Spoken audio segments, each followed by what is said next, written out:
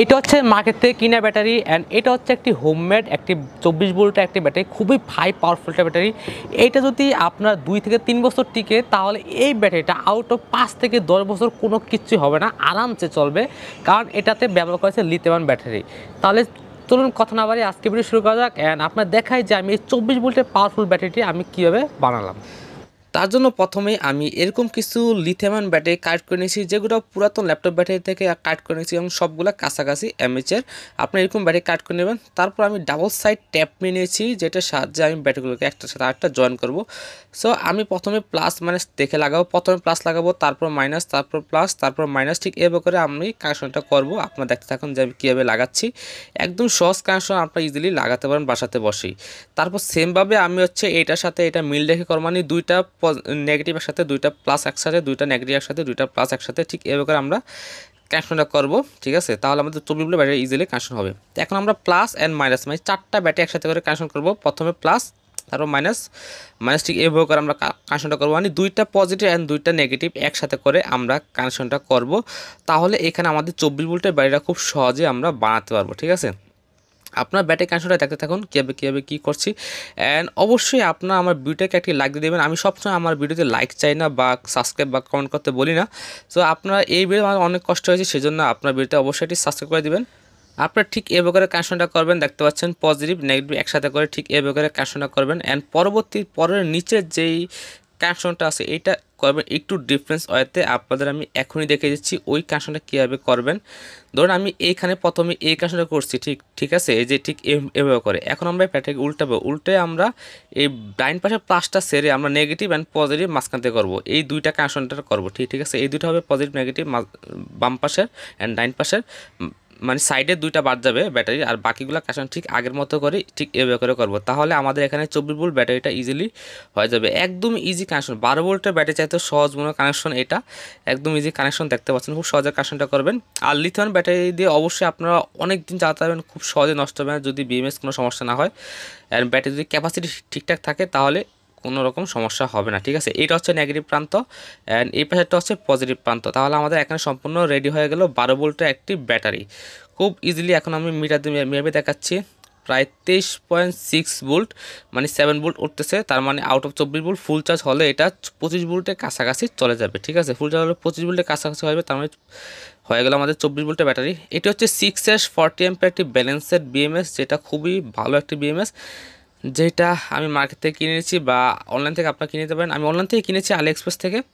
B1 B4 power positive পাওয়ার negative, B5 B1, তারপর হচ্ছে B3 B1 and B4 B2 and B4। এখন আমি double side ট্যাপের মাধ্যমে এটা ব্যাটারির উপরে লাগিয়ে দিচ্ছি এবং ব্যাটারির পজিটিভটা ডিরেক্ট আমরা বি পজিটিভে লাগিয়ে দিচ্ছি, দেখতে পাচ্ছেন এখানে বি পজিটিভে লাগিয়ে নিচ্ছি। এটা হচ্ছে বি নেগেটিভ। এখন আমি মিটার দিয়ে মেপে দেখবো যে আমরা কোনটা থেকে কত ভোল্ট বের হচ্ছে, তাহলে ওইভাবে আমরা কানেকশনটা করতে পারবো। এখান থেকে 4 ভোল্টের মতো বের হচ্ছে B1, তারপর হচ্ছে এটা হচ্ছে B2 হবে, এটা হচ্ছে 7 ভোল্টের মতো বা 8 ভোল্টের মতো বের হচ্ছে। এটা হবে B3, এটা থেকে বের হচ্ছে প্রায় 12 ভোল্টের মতো। এটা হচ্ছে B4, এটা থেকে বের হবে প্রায় 16 ভোল্টের বা 15 ভোল্টের কাছাকাছি। অ্যান্ড এটার থেকে বের হবে প্রায় 19 ভোল্ট বা 20 ভোল্টের কাছাকাছি। অ্যান্ড এটা হবে 24 ভোল্ট। ঠিক আছে, ঠিক এইভাবে করে কানেকশনটা করবো। এটা হচ্ছে ডিরেক্ট নেগেটিভ অ্যান্ড এটা হচ্ছে ডিরেক্ট পজিটিভ। সো আমরা ডিরেক্ট নেগেটিভটা বিএমএসের ডিরেক্ট নেগেটিভে আমরা লাগিয়ে দিব। লাগানোর পরে তারপর হচ্ছে আমরা B1টা লাগাবো, যেটা হবে 4 ভোল্টের কানেকশনটা হবে। এখন আমরা হচ্ছে B1টা লাগিয়ে দিলাম, এটা হবে ডিরেক্ট ব্যাটারি 4 ভোল্টের কানেকশনটা হবে 4 ভোল্ট, এই যে এই পাশে ডিরেক্ট হবে, দেখতে পাচ্ছেন। তারপর আমরা হচ্ছে B2টা লাগাবো, বিএমএস থেকে আমরা B2 কানেকশন নেব। এখানে আপনার সার্কিটে দেখতে পারবেন বা আমি সার্কিট ডায়াগ্রামটা দিয়ে দিব। এটা হচ্ছে আমরা নেগেটিভের পাশে লাগিয়ে দিব B2, এই যে এই পাশে নেগেটিভের কানেকশনটা লাগিয়ে দেবো। তারপর B3 লাগাবো, B3 এটা হবে প্রায় হচ্ছে আপনার 16 ভোল্টের কাছাকাছি যে কানেকশনটা আছে, এটা হবে 12 ভোল্টের কানেকশন। তারপর হচ্ছে 16 ভোল্টের যে কানেকশনটা আছে B4, এটা আমরা এই যে প্লাসের সাইডে আমরা লাগিয়ে দিব। ঠিক আছে, এই পাশে প্লাসের সাইডে। এখন আমরা B5 লাগাবো, B5 এটা হবে ডিরেক্ট 21 ভোল্টের কাছাকাছি, যেটা আমি এই পাশে লাগিয়ে দিব। ঠিক আছে, এখন আমি সার্কিট ডায়াগ্রামটা দিয়ে দেবো, আপনারা দেখে আসতে পারেন। এখন আমরা দেখতে পাচ্ছেন ডিরেক্ট ব্যাটারি পজিটিভ থেকে পজিটিভটা আসছে, তারপর ব্যাটারি নেগেটিভ ডিরেক্ট ব্যাটারি নেগেটিভটা বিএমএসে লাগিয়ে দিলাম। ঠিক আছে, এইভাবে কানেকশনটা করলাম। তারপর আমরা হচ্ছে B1 ডিরেক্ট এই পাশে লাগিয়ে দিলাম এবং আপনারা সুন্দরভাবে কানেকশনটা করবেন যাতে কোনোভাবে শর্ট না হয়, দেখতে পাচ্ছেন ঠিক এভাবে কানেকশনটা করবেন। তারপর B2টা আমরা ঠিক ব্যাটারি নেগেটিভ প্রান্তের সাথে আমরা B2টা লাগিয়ে দিয়েছি, B2। তারপর B3টা হচ্ছে আমরা ব্যাটারি ঠিক এই পাশে মিডল পয়েন্ট আমরা লাগিয়ে দিয়েছি, দেখতে পাচ্ছেন ঠিক এই যে এই পাশে লাগিয়ে দিয়েছি। আপনার কানেকশনটা আশা করি বুঝতে পারতেছেন। এই যে এই পাশে B1-এর পাশে B3 লাগাবো। তারপর B4টা হচ্ছে ব্যাটারি আমরা পজিটিভ সাইডের সাথে আমরা B3টা লাগাবো, মানে B4টা লাগাবো, সরি B4টা লাগাবো। তারপর B5টা হচ্ছে আমরা এখানে B3 কাছে আমরা লাগাবো, ঠিক আছে, B3 কাছে B5টা আমরা লাগিয়ে নিব। তাহলে আমরা সম্পূর্ণ কানেকশনটা কমপ্লিট। এখন আমরা BMS থেকে দেখবো যে কতগুলো আউটপুট দিচ্ছে, প্রায় 23.6 ভোল্ট। এখন 100% আমাদের কানেকশন হয়ে গেল। ফুল চার্জে এটা আউট অফ 25 ভোল্ট উঠে যাবে। এখন আমি এরকম একটি পিভিসি পাইপের শিট বানিয়ে নিয়েছি আগে থেকেই। এখন আমি এটিকে কাট করে নেব, ব্যাটারি সাইজ মাপ অনুযায়ী কাট করে নিচ্ছি। আর শিট বানানো একদম ইজি, দেখতে পাচ্ছেন কাট করা শেষ। এখন আমাদের এরকম কিছু টুকরা বের হয়েছে। এখন আমি সুফাগুলোর মাধ্যমে এগুলোকে খুব ভালোভাবে আটকে দেবো। অ্যান্ড যারা এখন আমার চ্যানেলটাকে এখনই সাবস্ক্রাইব করেন, হিট দ্য সাবস্ক্রাইব বাটন।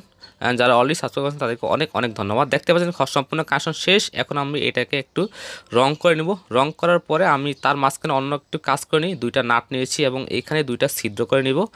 ছিদ্র করার পরে আমি এখানে লাগিয়ে দেবো, মানে হচ্ছে আমরা এখানে ব্যাটারি কানেকশনটা দিব। আউটপুট যে লাইন আছে লাইনটা নিয়ে নিব দুটি নাট দ্বারা, স্ক্রু দ্বারা। আপনারা দেখতে পাচ্ছেন এই স্ক্রুটা আমরা খুব ভালোভাবে টাইট দেবো। টাইট দেওয়ার পরে এখানে আমরা সোল্ডারিং করে নিব। সোল্ডারিং করার পরে দুটি তার জয়েন দেবো, পজিটিভ অ্যান্ড নেগেটিভ। দেখতে পাচ্ছেন দুটি তার অলরেডি জয়েন দেওয়া শেষ, পজিটিভ নেগেটিভ। এখন আমি মার্কার দিয়ে রং করেছি পজিটিভ নেগেটিভ দেখে, দেখতে পাচ্ছেন রং করা শেষ, ব্ল্যাক অ্যান্ড তার। এখন আমরা এই দুটি তার আমরা ডিরেক্ট BMS-এ লাগিয়ে দেবো, পজিটিভ অ্যান্ড নেগেটিভ, মানে পাওয়ার পজিটিভ পাওয়ার নেগেটিভ আমরা লাগিয়ে দিলাম, লাগানো শেষ। এখন আমরা ডাবল সাইড ট্যাপের মাধ্যমে এই ব্যাটারিটাকে আমরা ডিরেক্ট হচ্ছে বক্সের ভিতরে আমরা ভরে দেবো। তাহলে আমাদের সম্পূর্ণ ব্যাটারিটা 100% কমপ্লিট হয়ে যাবে। অ্যান্ড এটা রং করার পর দেখতে অসাধারণ লাগছে, যেখানে আমরা অ্যাশ কালার রং করেছিলাম। এখন আমরা ব্যাটারিটাকে ভিতরে আমরা ঢুকিয়ে দিচ্ছি। ঢুকানোর পরে আমরা উপরে যে কভারটা আমরা সোফাগুলোর মাধ্যমে খুব ভালোভাবে আটকে দেবো। দেখতে পাচ্ছেন ডাবল সাইড ট্যাপটা খুব ভালোভাবে লেগে গিয়েছে। এখন আমরা যাতে শর্ট কানেকশন যাতে না হয়, শর্ট সার্কিট যাতে না হয়, সেজন্য আমরা এটাকে উপরে কষ্টিপ লাগিয়ে নিচ্ছি। তারপর সোফাগুলোর মাধ্যমে এটাকে ভালোভাবে আটকে দিচ্ছি। এখন আমাদের লিখে দেবো 24 ভোল্টের লিথিয়াম আয়ন ব্যাটারি, ঠিক আছে। অ্যান্ড এটা হচ্ছে 5200 mAh একটি লিথিয়াম ব্যাটারি 24 ভোল্টের। সো দেখতে খুবই হাই পাওয়ারফুল একটি ব্যাটারি, খুব সহজে এটা নষ্ট হবে না। পজিটিভ নেগেটিভ দেখতে পাচ্ছেন খুব সহজে আপনি ইন্ডিকেট করতে পারতেছেন। এখন এটি হচ্ছে একটি 24 ভোল্টের মোটর, যেটা আমি এখন চালিয়ে দেখাবো আপনাদের একটি পাকার সাহায্যে। 24 ভোল্টের মোটরটা যে কতটা হাই পাওয়ারফুলভাবে চলছে দেখতে পাচ্ছেন, কতটা হাই পাওয়ারফুল। তারপর আমি আরও একটি মোটর চালিয়ে আপনাদের দেখাবো 24 ভোল্টের, আপনারা দেখতে থাকুন। অ্যান্ড অবশ্যই সবাই চ্যানেলটাকে সাবস্ক্রাইব করে পাশে থাকবেন এরকম নিত্য নতুন অ্যান্ড ইন্টারেস্টিং ভিডিও পাওয়ার জন্য। অ্যান্ড সবাই একটি কমেন্ট করে দিবেন, আপনার মতামত জানাতে ভুলবেন না। এখন আমি আবারও ভিটাতে মেপে দেখতেছি যে এটা কত ভোল্টে আসতেছে। প্রায় হচ্ছে 23 ভোল্টের উপরে আসতেছে। আমি ফুল চার্জ করলে আরও বেশি আসবে। আর যে কোনো 25 ভোল্টের বা 24 ভোল্টের চার্জার দিয়ে খুব সহজে এটা চার্জ দিতে পারবো। এরকম 24 ভোল্টের চার্জার ছিল, খুব সহজেই এই চার্জার দিয়ে আপনি ইজিলি চার্জ করতে পারবেন। এটা হচ্ছে DC 775 মোটর, যেটা 24 ভোল্ট দিয়ে খুব সহজে চালানো যায়। আপনি এরকম মোটর চালাতে পারবেন। অ্যান্ড এটি হচ্ছে একটি পানির মোটর, যেটাও আপনি 24 ভোল্টে চালাতে হয়। দেখতে পাচ্ছেন 24 ভোল্ট DC পাওয়ার সাপ্লাই দিতে হয়। সো আমরা এখন এটাকেও চালিয়ে দেখবো যে এটা রান হয় কি না। অ্যান্ড আপনার দেখায় যে এটা কীভাবে চলতেছে। এটা হচ্ছে 24 ভোল্টের পানির মোটর। খুব সহজে আপনার এরকম ব্যাটারি বা হচ্ছে আপনার সাইকেলের যে ব্যাটারি লাগে ওগুলো চালাতে পারেন, বা অটো রিক্সার যে ব্যাটারি আছে ওই ব্যাটারিগুলো খুব সহজেই এই ব্যাটারির মাধ্যমে খুব সহজে চালাতে পারবেন। আশা করছি ভিডিওটি আপনাদের থেকে ভালো লেগেছে। যদি ভিডিওটি ভালো লাগে থাকে অবশ্যই চ্যানেলটাকে সাবস্ক্রাইব পাশে থাকবেন। এরকম নিত্য নতুন আর ইন্টারেস্টিং ভিডিও আমি নিয়মিত আপলোড করে থাকি। আর সবাই ভিডিওটি লাইক অ্যান্ড কমেন্ট করে জানাবেন আপনার মতামত, ঠিক আছে। আপনার বাইসাইকেল বা অটো রিক্সার জন্য এরকম ব্যাটারি খুব সহজে চাইলে বানাতে পারেন। তাহলে আজকে ভিডিওটি এখানে শেষ করছি। দেখা হবে পরবর্তী কোনো নতুন ভিডিওতে। সুন্দর থাকবেন। বাতম খোদা।